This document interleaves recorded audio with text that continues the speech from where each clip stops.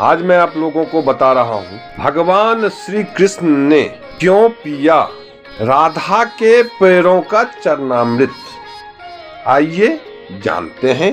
चरणामृत से संबंधित एक पौराणिक गाथा काफी प्रसिद्ध है, जो हमें श्री कृष्ण एवं राधा जी के अटूट प्रेम की याद दिलाती है। कहते हैं कि एक बार नंदलाल काफी बीमार पड़ गए। कोई दवा या जड़ी बूटी उन पर बेअसर साबित हो रही थी। तभी श्री कृष्ण ने स्वयं ही गोपियों से एक ऐसा उपाय करने को कहा जिससे सुन गोपियां दुविधा में पड़ गई। दरअसल भगवान श्री कृष्ण ने गोपियों से उन्हें चरणामृत पिलाने को कहा। उनका मानना था कि उनके परम भक्त या फिर जो उनसे अति प्रेम करता है तथा उनकी चिंता करता है, यदि उसके पांव को धोने के लिए इस्तेमाल हुए जल को वे ग्रहण कर ले तो निश्चित ही ठीक हो जाएंगे। लेकिन दूसरी ओर गोपियां और भी चिंता में पड़ गई। भगवान श्री कृष्ण उन सभी गोपियों के लिए बेहद महत्वपूर्ण थे।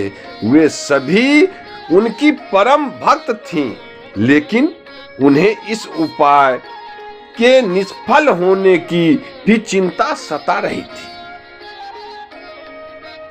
उनके मन में बार बार यह आ रहा था कि यदि उनमें से किसी एक गोपी ने अपने पांव के इस्तेमाल से चरणामृत बना लिया और श्री कृष्ण जी को पीने के लिए दिया तो वह परम भक्त का कार्य तो कर देगी, परंतु किन्हीं कारणों से कान्हा ठीक ना हुए तो उसे नरक में भोगना ही पड़ेगा।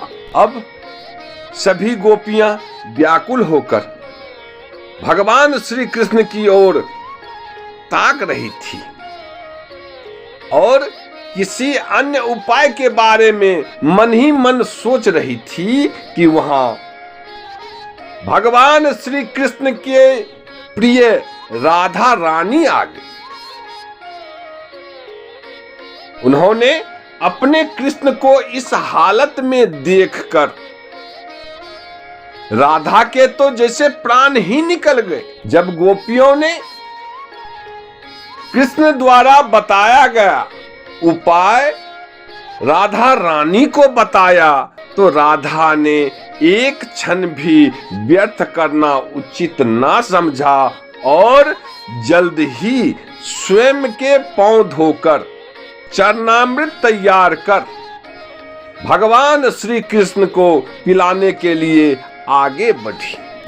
राधा जानती थी कि वे क्या कर रही है। जो बात अन्य गोपियों के लिए भय का कारण थी, ठीक वही भय राधा को भी मन में था, लेकिन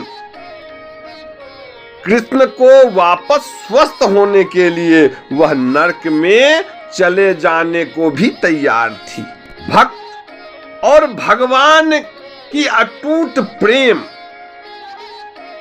आखिर कान्हा ने चरणामृत ग्रहण किया और देखते ही देखते वे ठीक हो गए, क्योंकि वह राधा ही थी जिनके प्यार एवं सच्ची निष्ठा से भगवान श्री कृष्ण जी तुरंत ही स्वस्थ हो गए। अपने कृष्ण को निरोग देखने के लिए राधा जी ने एक बार भी स्वयं के भविष्य की चिंता ना की और वही किया जो उनका धर्म था। प्रेम से बोलो राधा रानी की जय।